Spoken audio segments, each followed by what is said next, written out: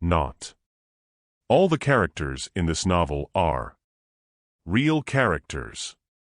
Forget her and her jinn and her demons. Mostly.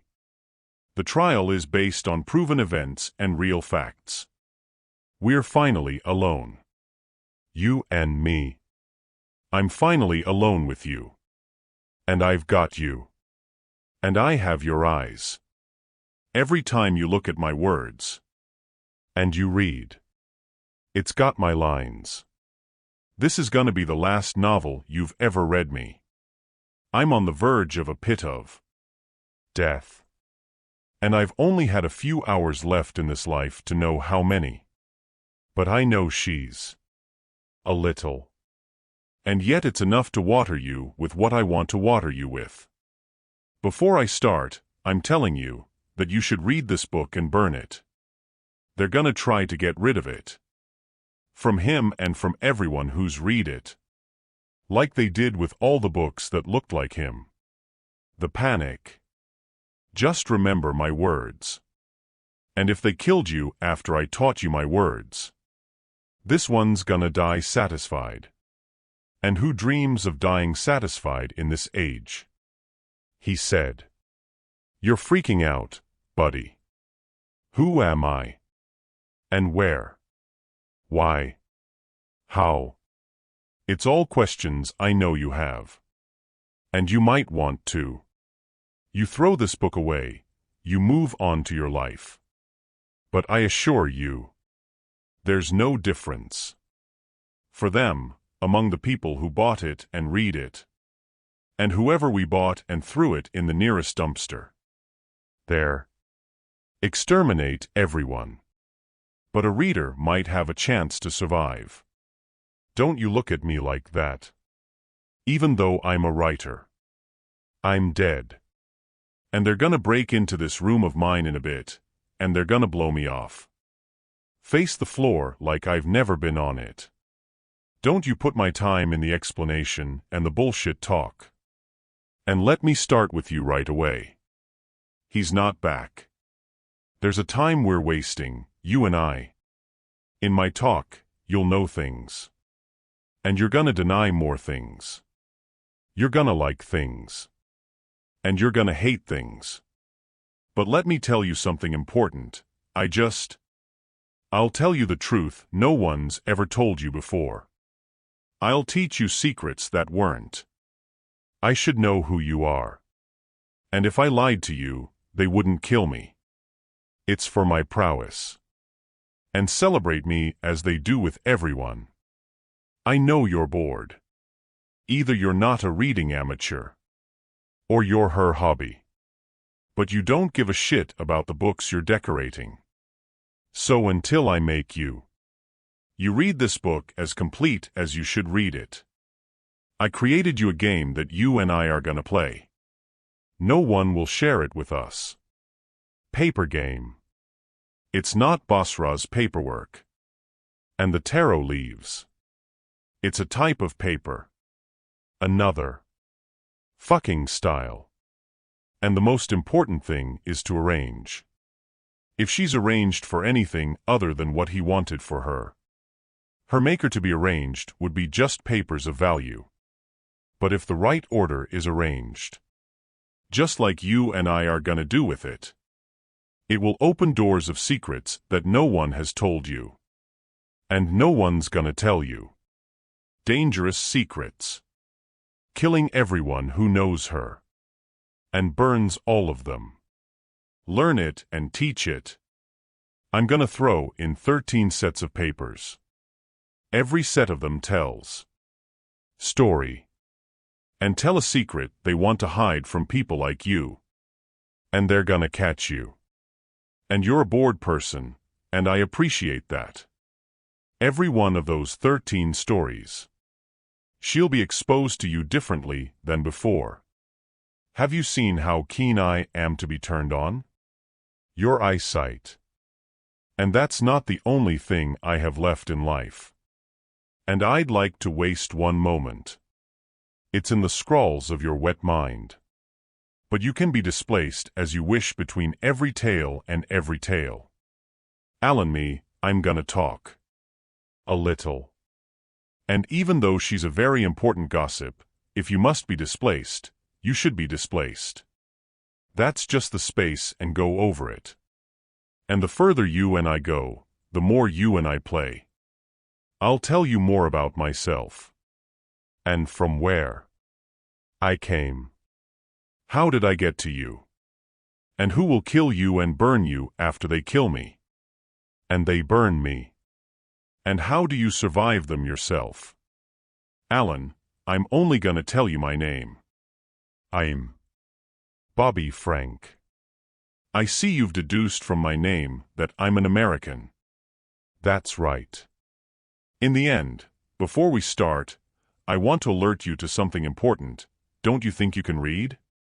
This one-time book in a nice session at your favorite place. You have to read.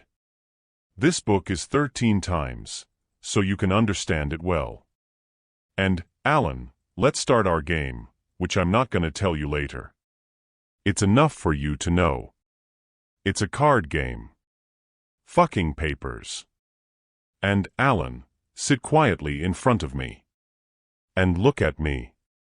The group is the first of the papers I'm going to put you, Alan, in order on the table. I know. The light I'm using in my room is causing the headaches, but now. It's necessary. Now, let's get started. I put in front of you ain't 6 upside down. And I'll reveal it to you. 1. In the right order. The order that will tell the story. It reveals the secret. First. Go on with me. The paper has a picture of a demon with 2 horns on it. And it looks like he's in the most angry state. The second paper is the magic paper. The magic of satisfaction with a picture of light coming from the inside. The floor is broken, with several rocks around it. And the third is an air magic sheet with a charming man throwing a spell into the air. The fourth paper is the ultimate power. It's got a picture of a strong man's fist. He's wearing a big gold ring. The fifth paper has images on it, and it looks like somebody broke it. Paper 6 and the last one, the hammer paper. It's got a picture of a tough guy. A blacksmith. He holds a great hammer and waves it in a boiler. Even if you forget these photos and papers now, you'll flash into your memory clearly, and I'm telling you the story. And the first secret.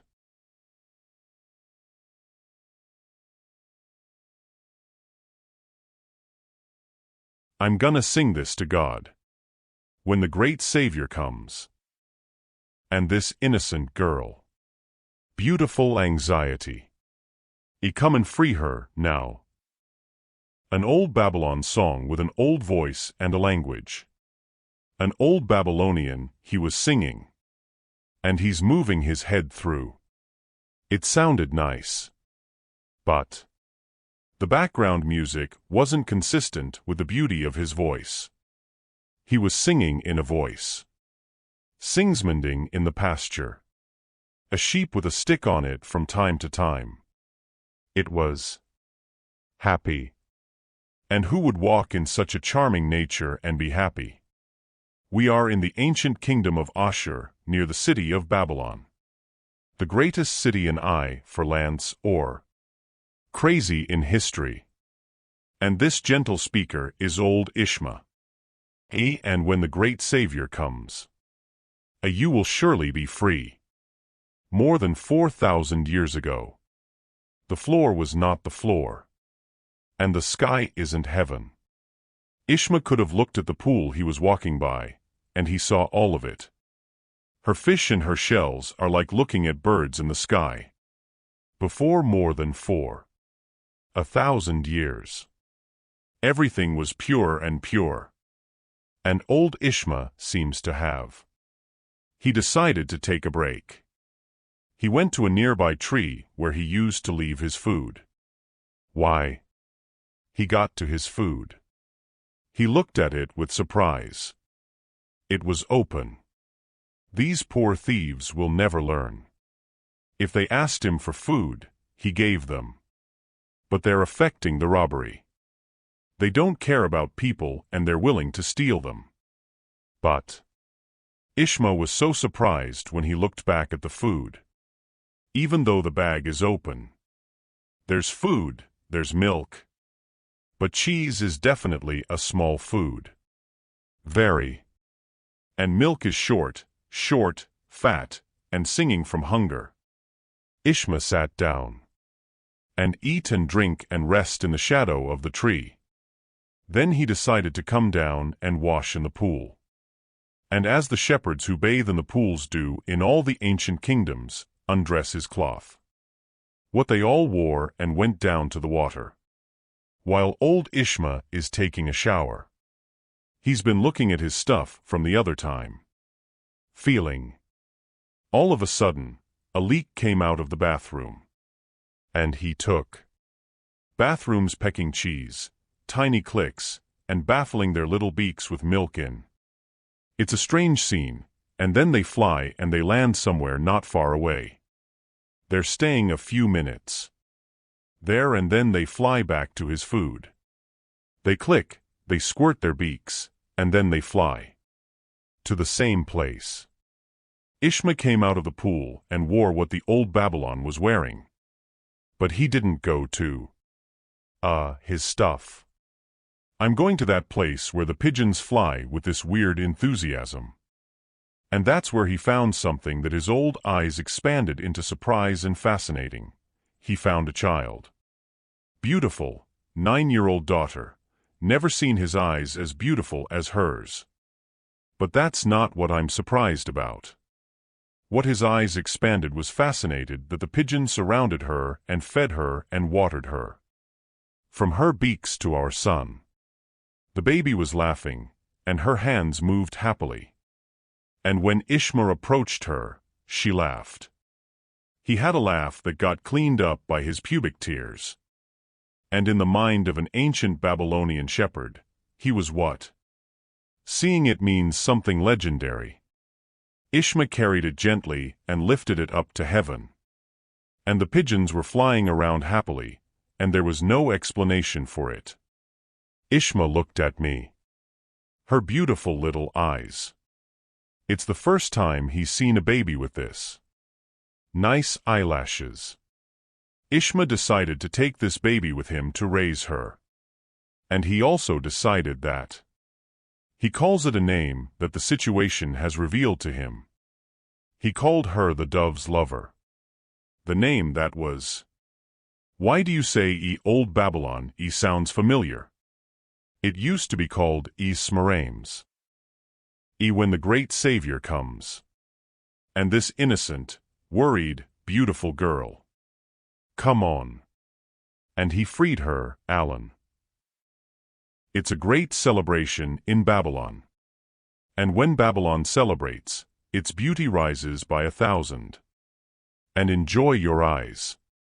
When the green mountains, the plains, and the clear rivers meet with marble. White and blue, special to the Babel palaces and the big drawings that cover the walls. When all this meets the lads who spread saffron leaves in the air and horses. Who dances and humans who celebrate in their most elegant dresses and cheeks in their history. Then you know there's a very important event going through them. When you see the saffron covers the floor like this. You know there's a new baby for King Kush and Queen Odij.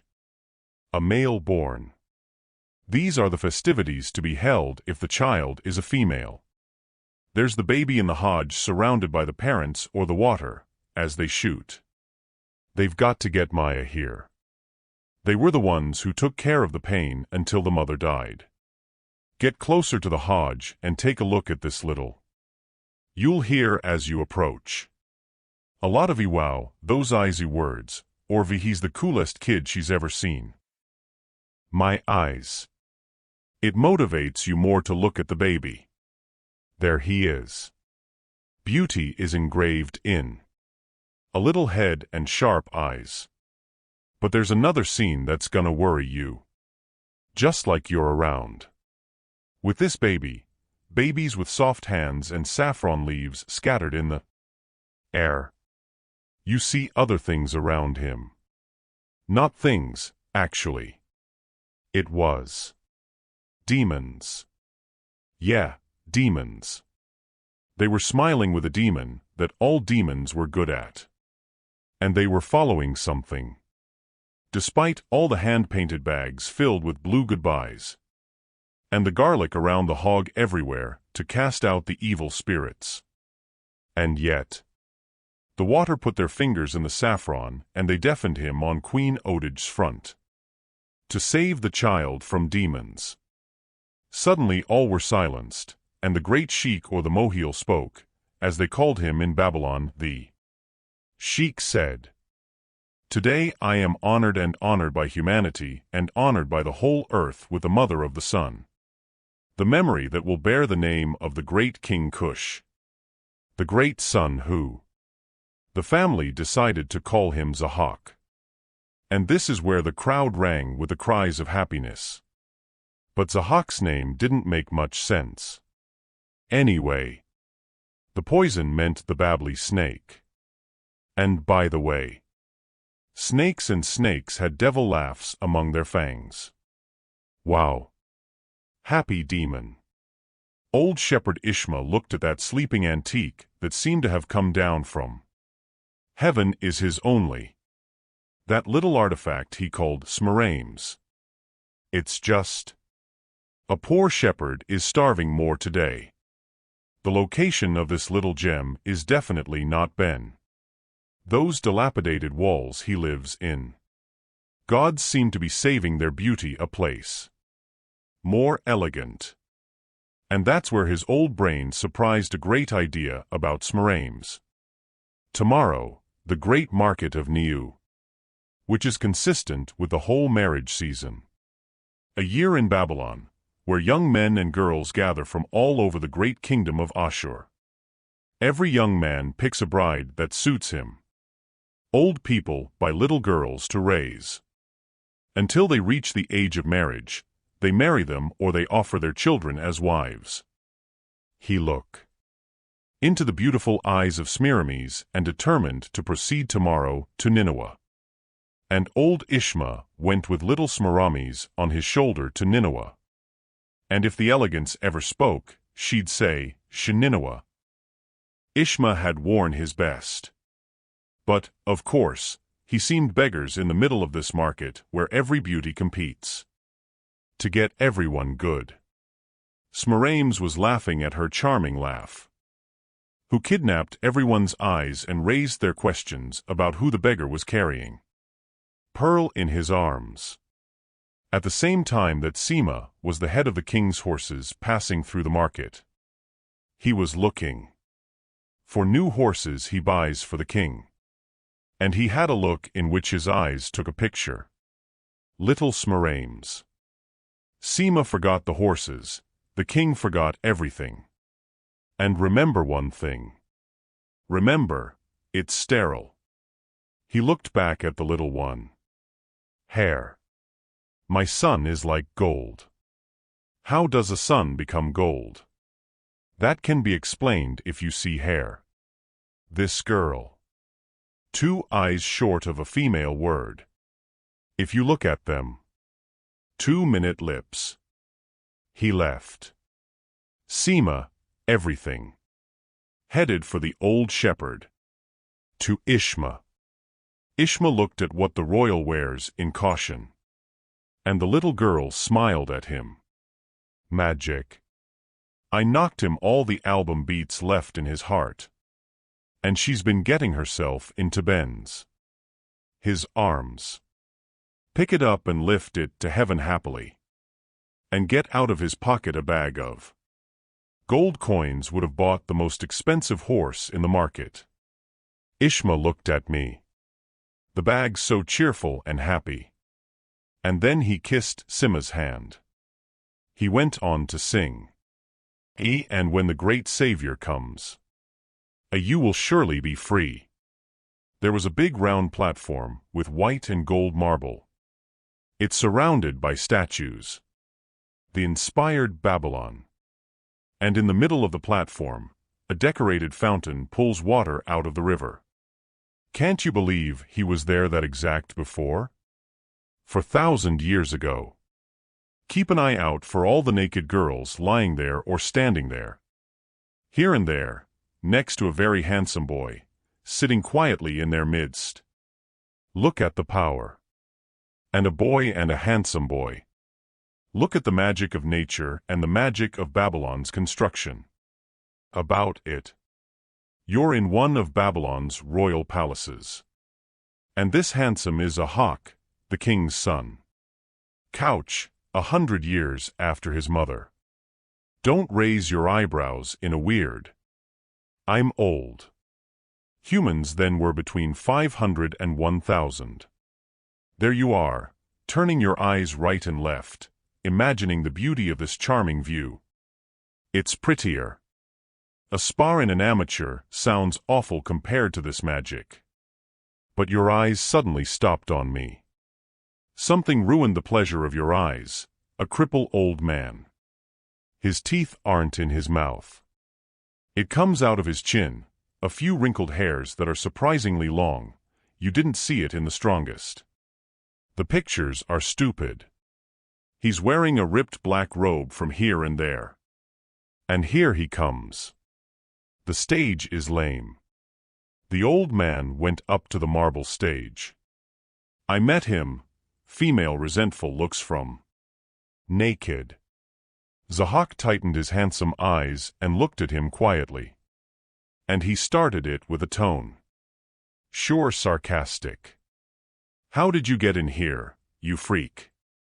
The old man looked him in the eyes with bright, spicy spirits. And he said with a voice, it's more like a voice. Alive. I passed this limp through freaks. Many have been tried in hoods. Funny. And they stand like they're on the bird's crush. They guard what they call it. Cush's great son. I'm curious to see this Cush kid, and I find him lying like a mule in the middle of a female until he's one of them. A sword tooth. And a spear is made. Naked women put their hands on their hearts, stimulating the guards around Zahak. All the eyesights went to Zahak, who straightened out of his council as quickly as the genie. One of the spears was taken from one of his guards and thrown into the hands of an expert until it was planted in the heart. The old man who fell like a stone. Zahak said with great anger, throw this piece of shit into black. And apologize to her for that stinking meat. We'll feed it to her today. He carried the old guards who just looked like he died like a glymode and threw him to a large nearby pit with black cattle paintings that are a symbol. From the symbols of the Babylonian civilization. And it's also full of real blacks who rattle at me. A hungry black rage that looked like 100 hungry lions tore up the old man's body before they even. Down on the floor. Zahak said in anger. Throw the stage guards all behind him. Looks like my great father Cush knows how. He chooses his men. Zahak left the stage and headed into the great Babylon palace. And he walked in. The anger of a waste is violent to anyone who finds him in front of the guards. Until he got to his room. She decorated her door with lots of colors and decorations. He opened her door and closed it with anger. And then it's. I don't remember you having a name, Great Cush. Zahak looked at the sound source with wide eyes. He was a man of more than half. His teeth are missing. He's got 10 weird hairs in his old chin. He's wearing a robe. Black, torn limbs. And he has a voice that's more like a live voice. Here we go again in Babylon. But far from the royal palace. In my suburbs. The city whose ordinary buildings weren't less beautiful than its palaces. There was a man. With clothing, It looks like a property that rides a genuine horse and is surrounded by a lot of men with a lot of. The Malps are the same, and the horses are the same. That was UNS, the king's counselor. He came to the city with a royal regiment to inform its people of the king's orders to end like. My gods are gathering in front of him in anxiety and bored. Sema was the king's horsemaster. From the surroundings of Counselor Onus. And among the silence of my people, the inflammation of the air, the sound of a horse coming from afar. Crazy fast. I turned to him, the heads of all my people were stunned, and they were followed by heads. The royal delegation is in anger. And every surprise turned into a crush, and every anger turned into surprise. The stasis of the scene slit a strong black horse riding on what seemed to be as if a jealous knight. And that's not what changed people's expressions like that. You've changed. Their next expression wasn't a knight. It was Smarame's. Did I miss a lot? She said it with fun and trust. She has a. Forget the silence she met. Forget the look of my parents at each other, which is more like, look at me. That's the horse riding a horse. Forget all this and look at the royal regiment. Precisely to UNS, who fell for the dress he puts on. His face. He fell down my feet, his horse. And his eyes were laid out in a world he had never seen before. His eyes were lost in a crowd of beauty and tenderness, and a womanhood, and how do you run a horse so crazy in the suburbs of town? Ismaramis, eh? And how can you fail to mobilize the king? You told me to try and tame the horsely jig, Dad. And there he is. Like a pony. She said it with a female look at Chancellor Onus, who was enough to destroy all that's left of his sobriety. And he said with a faint voice to the crowd, let each of you go to his luggage. The crowd moved round, important, and Smarames turned around, but Sema's rumbling voice stopped her saying, Shamram, come here and kiss the Chancellor's hand and apologize to him. It's messed up. Your coming's talking. Smarames came down from her horse as a true knight. Headed towards. Onus is looking at him. That womanly look at her. And the guy who broke it this time looked like. He's the one who screwed up and wants to apologize for something. Smarames reached out to her beautiful hand. To him slowly until I hold his hand slowly. But his hand suddenly attracted her hand to him to accept him. Her hand says, I'm scared. Mrs. Shamram. To accept being my wife is the only way. That will make my heart forgive you for what you've done to him. Smarames looked at Sema, who was looking at her like a smiley father. Cheerleader. And then I looked at UNS. A strong man with a position is the highest in the country. Put her heart aside and her mind speaks with consent.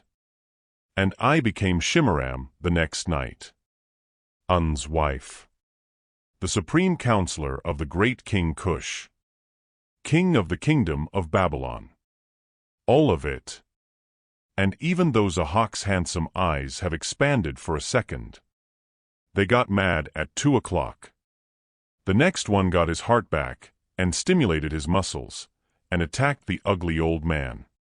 A rebel attack. The old man didn't move around with his ants tied up, and his eyes didn't blink. He was sarcastically looking at Zahak's attack, where he reached out to catch the tube. The old man throws it where he shoots it. But that Zahak attack didn't end with great spaciousness. In his eyes. And by looking at the old man, he doesn't believe what he sees. He passed by the old man as he passed through the air. She turned her back on the old man to find him standing up. In his position, looking at his cynical eyes, a look that shook his being. any human being. Wow, Zahak's reaction wasn't as scared as she was. Then it settled. All of a sudden, he's headed for the torch that lights the room with fire. And he held it in his hand. One, and then he threw it all at the old man standing up. And he saw the mother of his eye, the torch passing through, between the old man's body and falling on the floor. That's where the old man's look turned into a look. Scary, and his eyes pierced, and then he looked at the torch, and one look was turned off. The torch is in place. Zahak's old bubble brain is starting to think about exactly what he's doing. But the old man, he was the one who moved this time. In less than one eyebrow, he was at the torch carrying it. And in the second joke, it happened that Zahak was automatically retreating. He's the old man. Old, then third, then 10. Then the number of old people doubled until some of them flew in the air. And they all carry torches. Then they all threw it away with one man's throw at me. Zahak, who retreated, stumbled on his foot and fell on his back. And I caught fire in the room around Zahak, who didn't know how to escape. The old man was running out of brains. Zahak reads what he's thinking. And the wonder is that all Zahak's mind was the rage revolution and the insistence on defeating this entity, which he knows to define. And it was the old man likes it. And suddenly, more than 50 old men turned into one old man. To Zahak in the middle of the fire, he says, just snake voice, "Don't bother thinking about your minor mind, Kush son. I'm powerful than you." Zahak raised his arm in front of his eye, trying to lighten the flames on her. He said, Who the hell are you?" The old man told him very slowly, "I'm Lucifer, Prince of Light on the day the light was created." And suddenly the fire went out like it was a cruel illusion. Lucifer continued, "You're the chosen one, Kush's son. You chose him, my light and my vision. Me alone. You're gonna be the greatest mother of all. And by myself, you'll learn the secret of the Magi, and with me. Only I will possess the earth with her forget and her jinn and her treasures." There's a hawk talking, but Lucifer kept talking. "It's only you who's fit to be mighty. It's just you who can drive these sheep. It's only for you to know the secret of Magi. If you want to. Your mortal being gets all the power I've only seen you from an atom's weight. Bring me to Mount Dunbond. And ask the boy there about Lucifer. And they're gonna bring you to me." Then the old man walked away from him like he wasn't, leaving Zahak in shock. Shock? It'll change his whole life as he comes from the days. Mount Dunbond. In the darkness of the night like an omen. And a handsome, confused young man walking on foot. The dark mountain, looking for the boy. And any boys would be in a place like this. It's almost. Didn't he see his hands? And he hears any whispering of the earth. And from now on, he's got a shadow. Human greasing mountain rocks. Zahak's getting bored. Louder. Voice. Old man. Here I am in Dunbond. Where do you see you? He didn't hear a reply. Only a repeated echo added to that static atmosphere to a touch. Worried. And then it seemed to him that something was moving very carefully. Then he didn't even feel like he wasn't. One thing. Things. Moved towards him carefully, made with a voice on the floor. Zahak tightened his handsome eyes to sharpen his eyes. Then he saw them. He didn't see bodies. Eyes. Eyes shine like wolves. They were everywhere. In front of him. And to his right. And north of it. Al's eyes look like a pet. And the wonder is that Zahak didn't feel scared and worrying. He yelled at them with a strong voice. Where's Lucifer? Where's the one who calls himself Prince of Light? And that's where their little bodies seemed to be. There were about 100 gathering around him. They're looking. On his side, with a cold look, you'd be surprised. They looked like a crowd. From the lads of a hug for something. They're black, they're long. Everybody turned around with a word and walked them all north. Zahak followed them. I'm so freaking out. Until they get him into something like a garland on the foot of the mountain. Then they split up into 2 blocks. They're making a way. Zahak looked at them, and then he walked in the middle of them to Laurel. His income. And as Lucifer promised. He was waiting for him. He wasn't told. And he wasn't lame. Lucifer was. He only has another description. It's Lucifer. In a big chair, he was sitting. He's wrapped up by the unjust. Even though there's a torch. Or 2 torches that send a very faint light.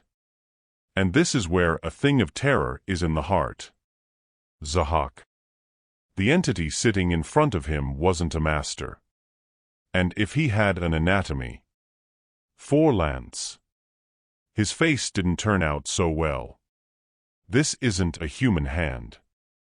And not. These are human fingers. And human fingernails. And what are these shoulders with human shoulders? What is this thing? Exactly?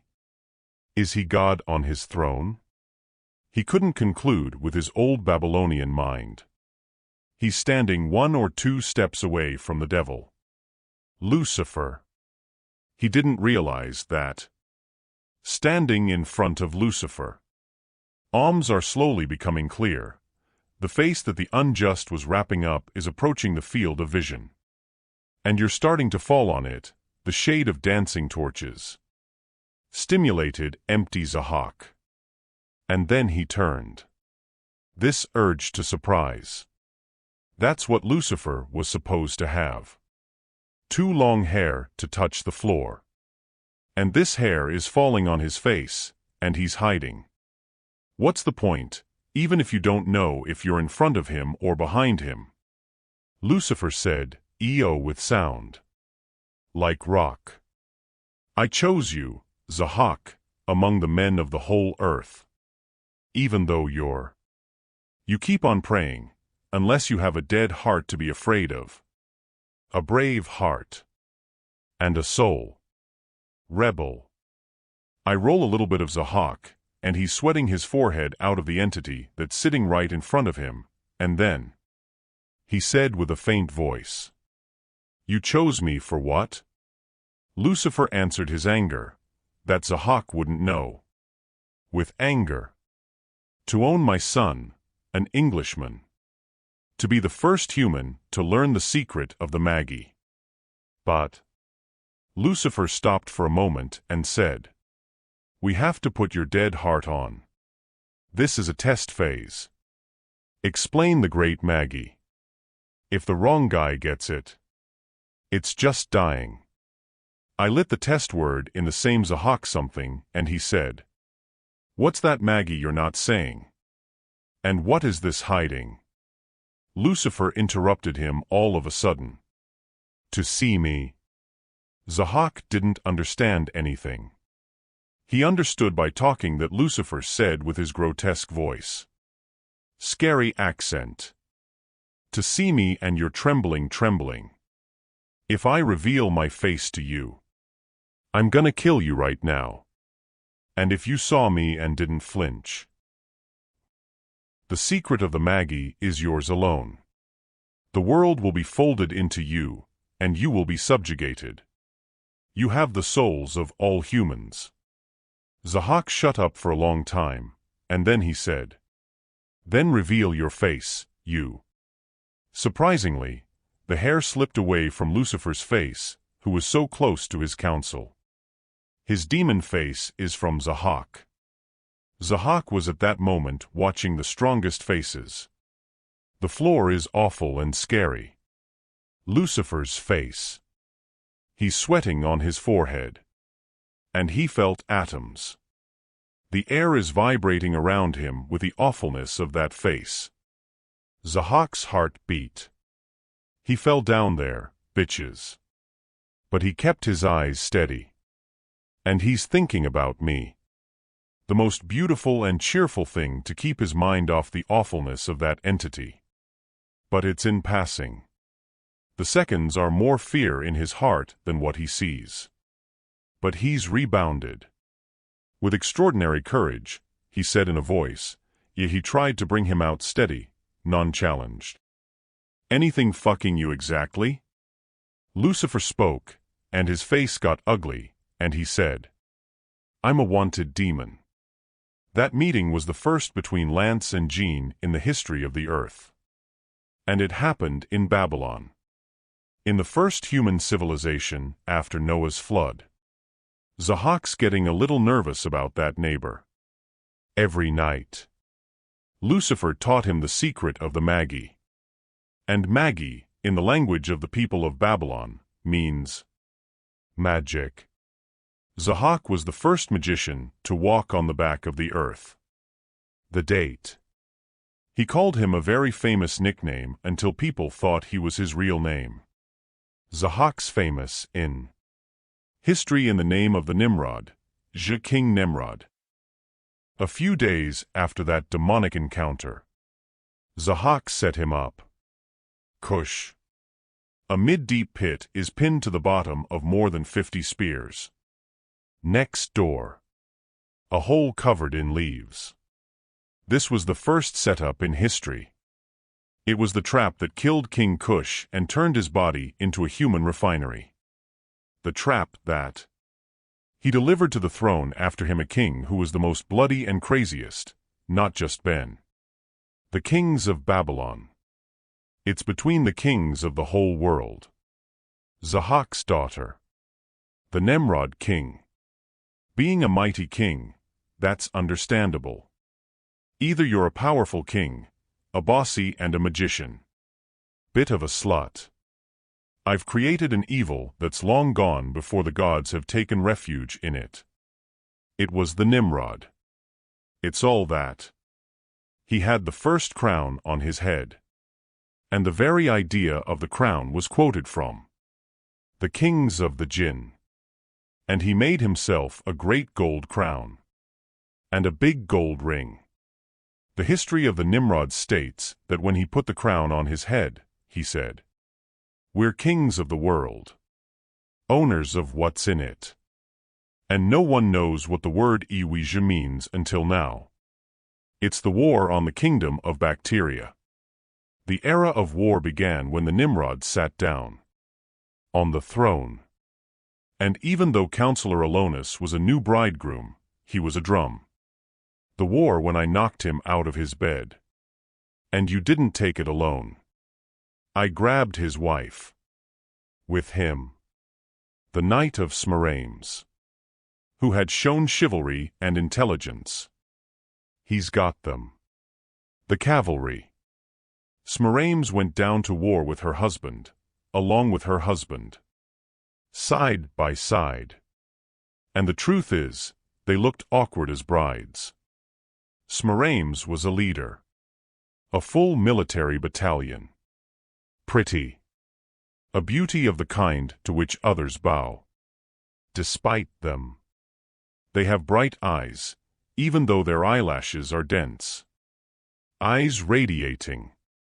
One of them is a brilliant genius leader who can command an army and establish an empire. In that war, Shimmeram showed military intelligence beyond all limits. Fucking fell. Only the impenetrable kingdom of bacteria. And the word came to the Nimrod king, who was surprised. A real surprise for one girl doing all this. I called her to reward her. It was the first meeting between the Nemrod king and Smarames. The Nemrod king was sitting on his throne, treating his advisors as usual. He was one of them. Counselor Onus. And all of a sudden, Smarames came in. With all her beauty, confidence and strength. I'm in. Her jacks painted on a clue, a strict military expression. That seemed strange to me. What a beautiful glimpse. And as soon as she saw Zahak, she felt a throbbing in her heart. I wondered. Her heart is about that mess. I saw the king the greatest of the first.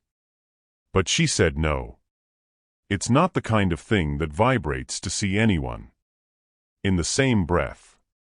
The time Zahak was talking to one of his advisors. Then he wouldn't feel someone's presence. What I turned to so hard. And when he saw her, he rose from his throne. And he was wondering himself during. Why would he? He's not the type to attend anyone. Their eyes met. A meeting blocked their view of any other entities but themselves. I broke into the field, other looks coming from someone else who saw the scene. Angry looks. Directed by Onus. Her husband. The ones that weren't pleased with the looks that the parties were unable to see. About hiding her. Then I broke into the field, and other looks saw the scene with a demon's eye. Lucifer looks. It wasn't long ago, and you could have seen Counselor UNS fall. Screaming from above the Nemrod coal. As the leopards stand above the castle looking at him. Ridiculously. Then you could see the Nemrod marrying Smarames, a marriage that shook him. All over the kingdom of Babylon, a vibrator, you didn't shake a kiss like him, and then. Until it continued. The third one's days straight. A lot of cabarets have been distributed. Full of clothes and other papillas. The sun and the moon have gathered, as you say. Legends. The sun is the god of the sun, the leopard, and the moon is the Smarames. The power of the Nemrod kingdom has increased since the Smarames joined him. Join. Military ingenuity to cruelty and tyranny to the power of magic. And it's still a kingdom. The Nimrod invades the kingdoms that are adjacent to it, until the Nemrod is king of the seven Gales. He didn't get enough of that. Looking forward to more sultan. He wanted to invade the sky.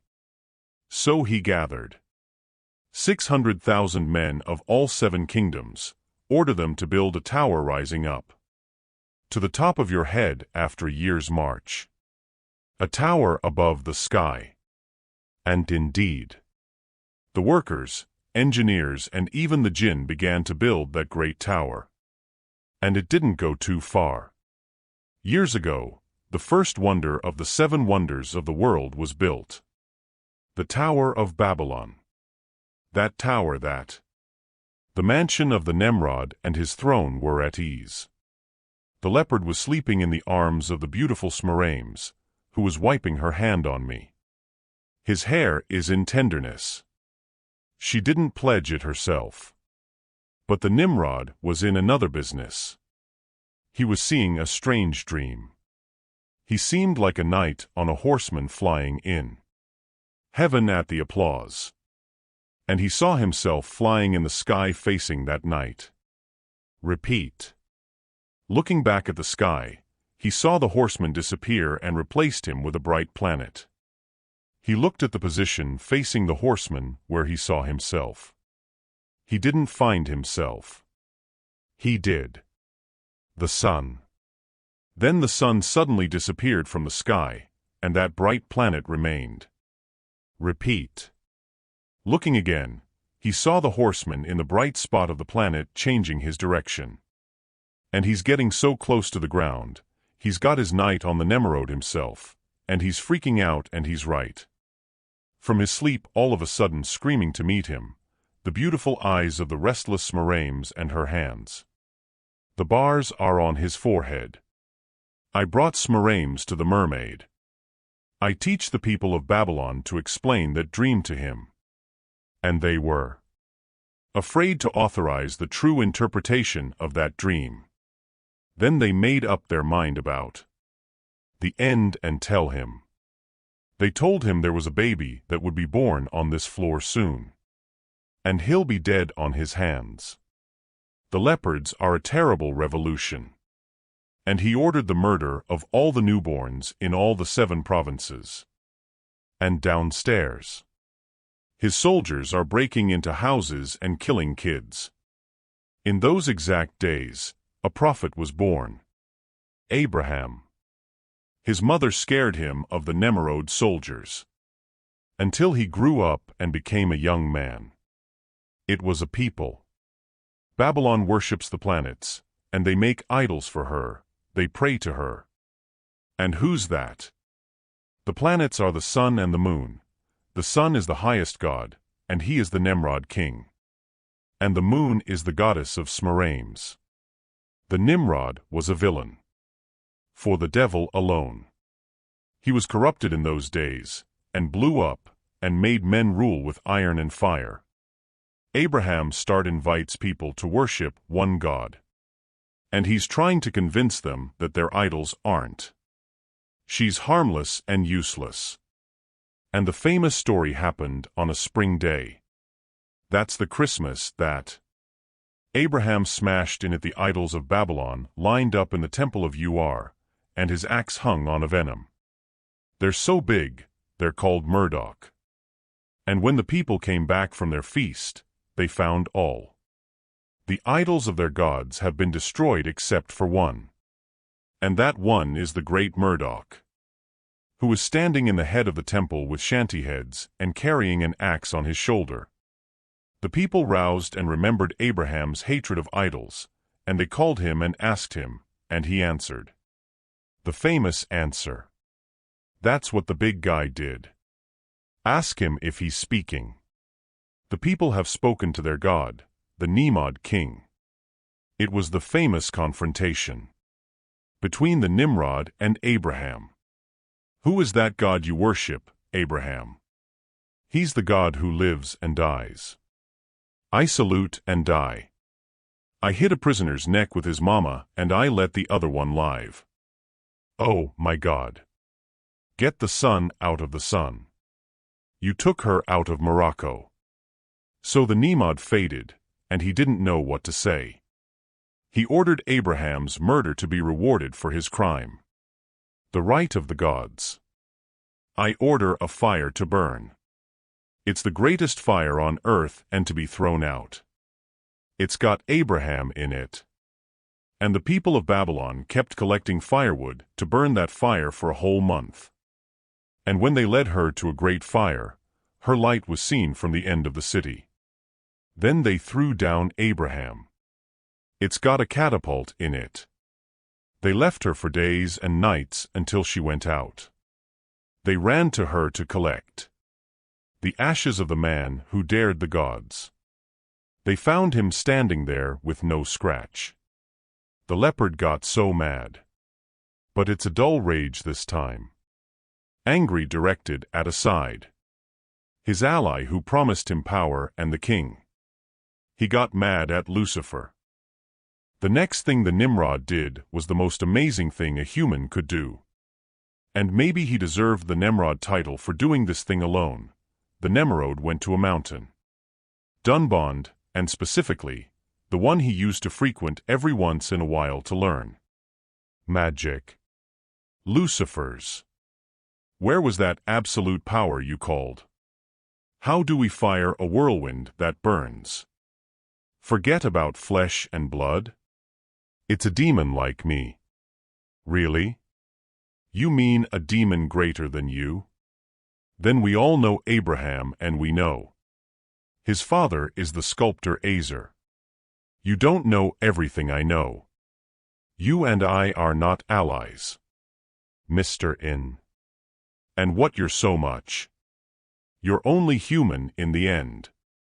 Hungry and pee and die. Where's the power? I went up to the sky over the cloud in my tower, and I didn't. I find her.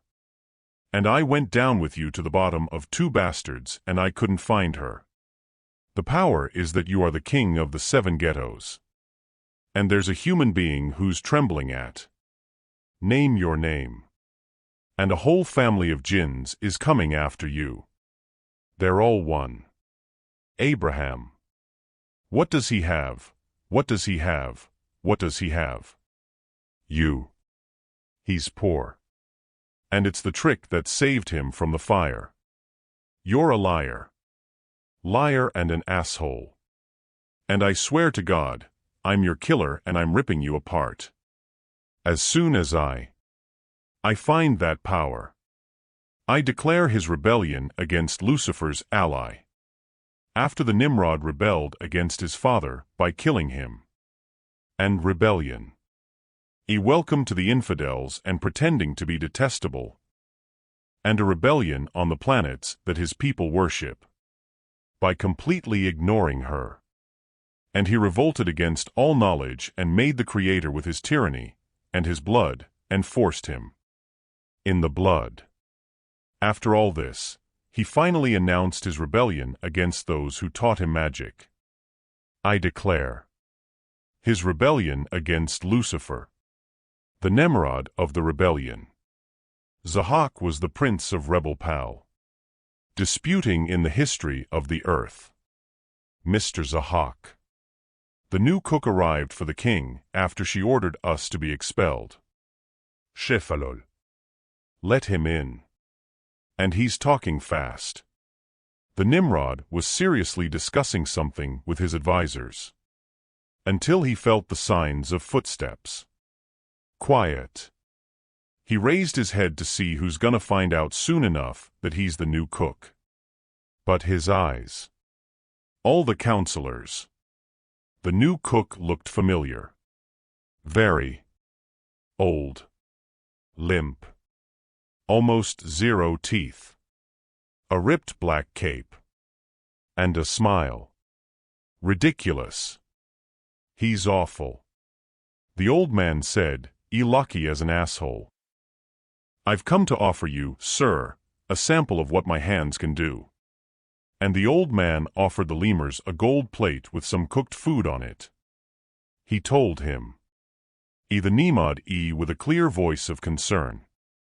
The sampler, you're rejected. The old man smiled with a smile. His teeth appeared hideously scattered, and he said, I apologize to you, sir. And allow me to accept respect from you. And submit to your presence. The old Nimrod has taken humble steps to put his head on the ground. Under his feet. And then he slowly kissed the leopard right. Then Alistair. Then excuse me. He went on his way. Why didn't you say no to him, sir? It's very nice to cook. The Nimrod didn't answer it. It was Sharda. Does Lucifer mean this move, an apology? Or does it mean something else? The Nimrod came from his place and went to his room at his wife's. And his lover, Smarames, as usual, if his party orders. Her genius ways mount dunbound gold. And like him with him. And as soon as the Nimrod got into his room, he looked at the beauty of Smarames. And she's doing her long brown gold hair. Suddenly he felt a terrible pain in. His shoulder got a contraction as if his bones had applied to each other. The Nimrod screamed. And he fell on the floor. Shamram turned to him and ran to him. But she stopped there. Looking at the madness that started happening in front of her wide-eyed eyes. From the 2 large Nemods, 2 hideous black snakes came out. He's sticking around his neck. Tar. And they crawl over his shoulder again. And they're still in it again. The snake looks like. It's their tail. It's like they just popped up from inside his vault. And the snakes are starting to come out. They're a predator and they open their fangs. And there was no reaction either from the Nimrod or from Shimaram. Alan, they both had fallen unconscious. And he didn't stay in the room until snake sniffles. Lucifer sent a letter to the Nimrod, writing, I feed his hungry foods all the time. If you don't find something to eat, you won't find your head. Since then, the Nimrod has begun to take on a new habit. He's been ordering his clients every day to. They bring him 2 human heads. You know, these 2 lives are just heads. Humans. It's better to have a nice little head. Well, sometimes the 2 lives refuse. Adult heads. His clients started coming down to the ground every day to get him back in 2 heads. Cut. And no one knew why the Nimrod insisted on this every day. Why would he kill everyone who fails to implement this particular thing? And no one knew what those weird robes were. The Nimrod is wearing it. Then what's that moving underneath the cloak? No one knew. No one dared to ask. The Nimrod tried to slaughter the 2 lives. And every time they slaughtered them, they grew on his shoulders immediately. Smarames felt nothing but pity as her loving husband. She came to him with letters from all the ghettos. And every time a doctor saw him, he couldn't do it. The 2 lives. Every time a doctor saw him and knew his secret, he killed him. On the other side of the city, there was a black man who was told, Kawi. You know, his face is so calm and strong. And you know, in his face, deep sorrow. He was visited by a yogurt. The Nimrod, a few days ago, cut off his head and had the little ones in front of his eyes. And they took the heads. And they introduced her to the lemurs. Kawi the blacksmith was a Muslim, followed by the religion of Abraham. And he's downstairs. Among the oppressed people, the heads of their parents and their families, he descended. Between them, he set the revolution on fire in their hearts. The spirit of revolution snuck from village to village, and from territory to territory. Until Kawi gathered the blacksmith under his banner, he created a lot of them. Anger on the tiger. And suddenly Kawi entered the blacksmith at the Tower of Babylon. The Nimrod let him in. He thought it was just morning. He's showing what his hands can do. Kawi said to him, with a firm accent, the Nimrod didn't use. King of Babylon and Ashur and their greatness. Aslam, Aslam. And leave you to your king. Is there any other God? Hallelujah, the Lord of the heavens, and please me. Are you saying like Abraham? Abraham is a prophet. We call him a believer. And we invite you to worship, Hallelujah alone. His partner. If we don't fight you. Are you crazy? I am a great Zahak, Babylon, Ashur, and king of the 7 gales. Gather your crowds to 3 days and gather mine. And I forgive you. And your multitudes are from the face of the earth, that no one may show you any sign. And so Kawi gathered his angry crowds for 3 days. And collect the Nimrod, his soldiers. And the Nimrod came down to lead his own soldiers, and his cavalry wife went down with him. Smarames. The Nimrod crowds were twice as many as the Kuwait blacksmiths. And stop. The 2 armies are in front of each other. Kawi and his soldiers were looking at the greatness of the Nimrod army. Arming, organizing, equipping. And they look at themselves in their peanuts and their guns. The humble. The Nimrod and the Smiramis looked at the Kawi's blacksmith army in a sarcasm. And then looking at each other. Nimrod's soldiers got excited to cut it off. The weak army is torn apart until they're left with something. But the eyes of the soldiers of the two armies. I suddenly went to one side, all of them looking at something. Something's coming from the side. Sunshine. The force the Nimrod has been searching for so many years, and he hasn't found it, has decided to show him today. Her signs. Wow. The power of the mighty men of the heavens, and the greatness of them. Suddenly and without precedent. A warning. The crowd saw another army coming from the east side. An army coming from heaven. A jacket army with a lot of sunshine. An army of mosquitoes. At first, none of the two armies understood anything. What's with the mosquitoes blocking an eye? Sunday. And just a moment ago, the mosquito army had come close to entering the field. Vision. The leopard's narrow, handsome eyes looking up to the sky, trying to figure out what it is. That means. And the mosquitoes turn from flying, get in the sky, into a vulture. The vertical. The vulture against the army of the Nimrod, whose eyes have expanded, and the eyes of his soldiers. Their organization has been dominated by clowns and random movements in which everyone tries. Turns and runs. But those mosquitoes weren't normal mosquitoes. It was kind of. The mosquitoes didn't know him, even in the Jurassic era, dinosaur days, type wild. Monster. The screaming Nimrod army fell off their horses. And the runaways. He didn't even let the flesh in their bodies. And I brushed their bodies. I'm sick of their blood. The Nimrod and his wife were chasing their horses. Running away from that farce. The Nimrod looked to the sky and said, "Who are you, power? Where are you? Are you a demon?" He ran and his wife was followed by a swarm of mosquitoes. But it looked like their knights were quick enough to escape the squadron. Only one mosquito was able to catch up. I did something really weird, and if I followed him until I went into one of his nostrils.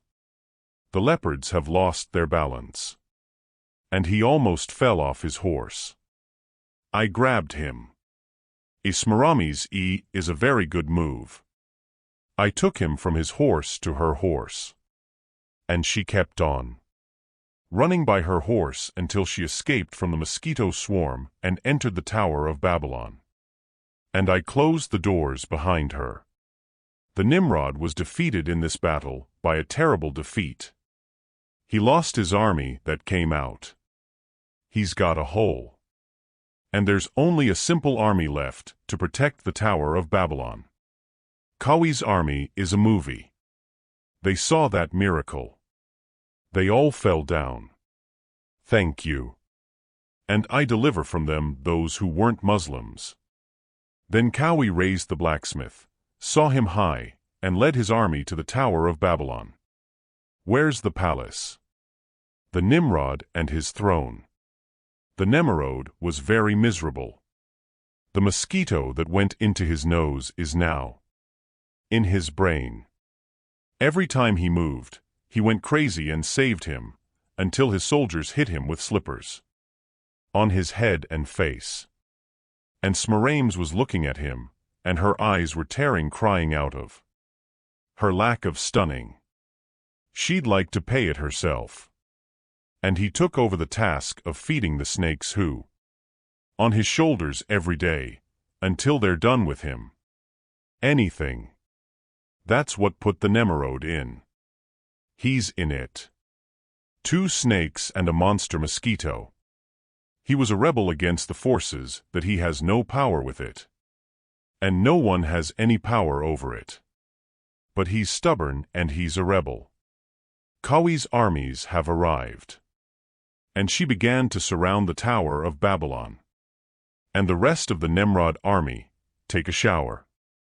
In defense of the tower. The siege lasted 40 days. And no one knew what. It's happening inside the tower. Nimrod's eyes were red, and his face was red from beating. With slippers. Suddenly, the gates of the Tower of Babylon were broken. Kawi entered the blacksmith and his army. There was nothing to stand in Kawi's way of mourning in his quest. He wanted revenge for what? Nimrod did it in his. Looks like he's done what he wanted. Mount Dunbond. In the darkness of the night like an omen, Kawi the blacksmith was ringing iron stakes. In the mountains. And the emerald is lying on the floor, tied near him. And the wild sound of the two living on me. His vault is deaf to those who. Kawi looked at him and he was sarcastic. You didn't tell me you had 2 lives on your shoulders, Zahak. Maybe I was. I'll excuse you. Zahak didn't want a word. He was screaming behind a gag that Kawi put on his mouth. Screaming from the mosquito's pain inside his head. It hasn't been long. Until Kawi finished his work on the mountain. And I turned to the Nemerode. And he carried it, and he started tying thick ropes in the tiger's arms and feet. And then he started tying up Cal. From her in a stake of the 4 stakes he set on the mountain. Until the leopard got suspended. In Mount Dunbound with his hands and legs. And the black snakes on his shoulder are waving around. His head is hungry. Kawi unpacked the Nemrod gag and said to him, say hello to the guy with those snakes. They're the ones who'll have the honor of your head. Today is not me.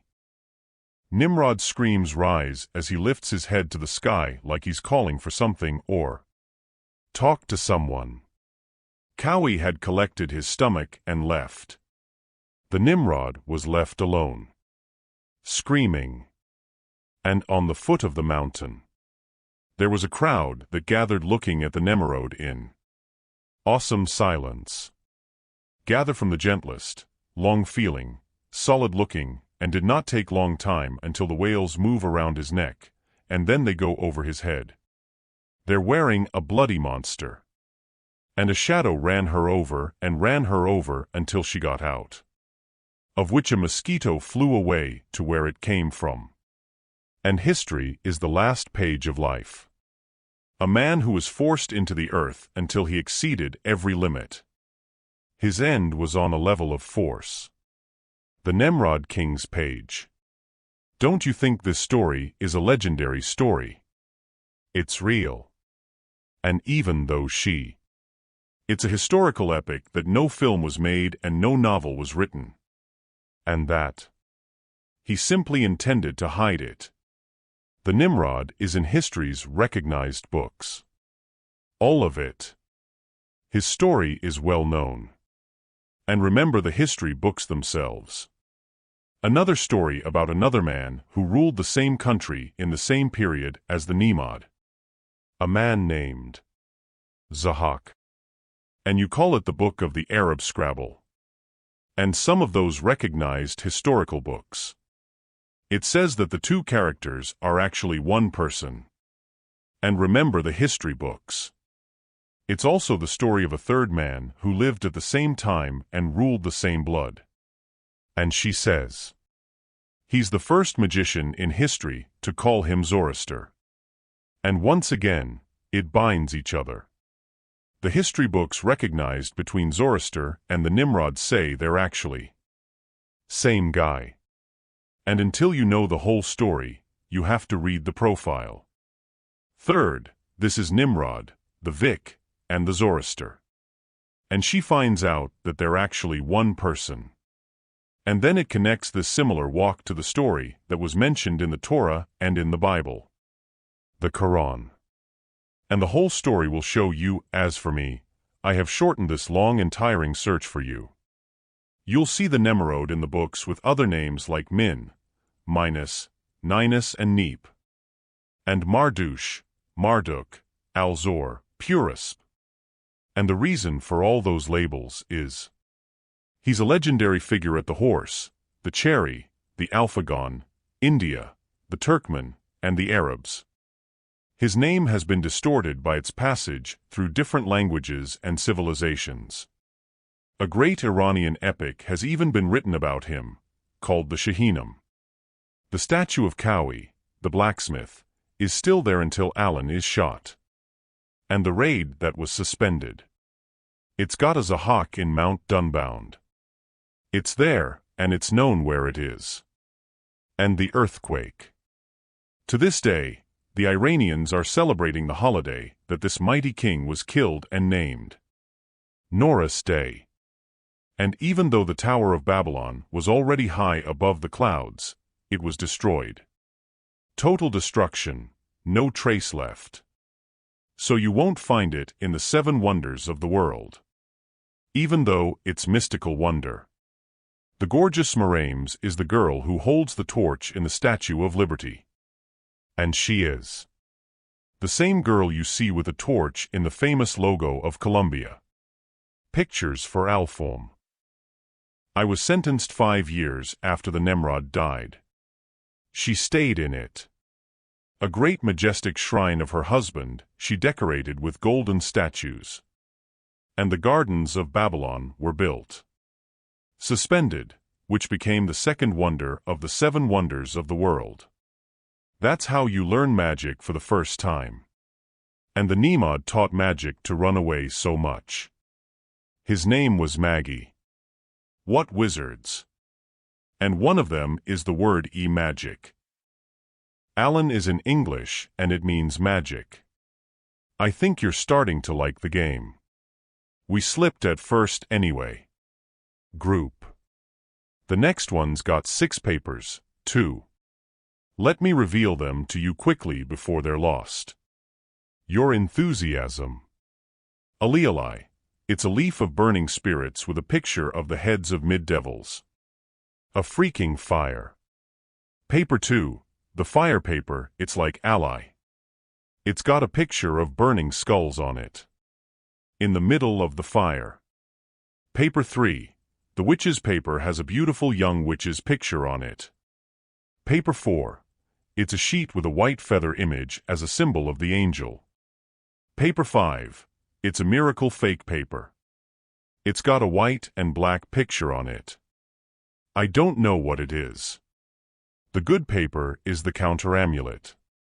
It's got a charming picture on it. Strange. And we put them in the right order. And it's time to reveal the second secret.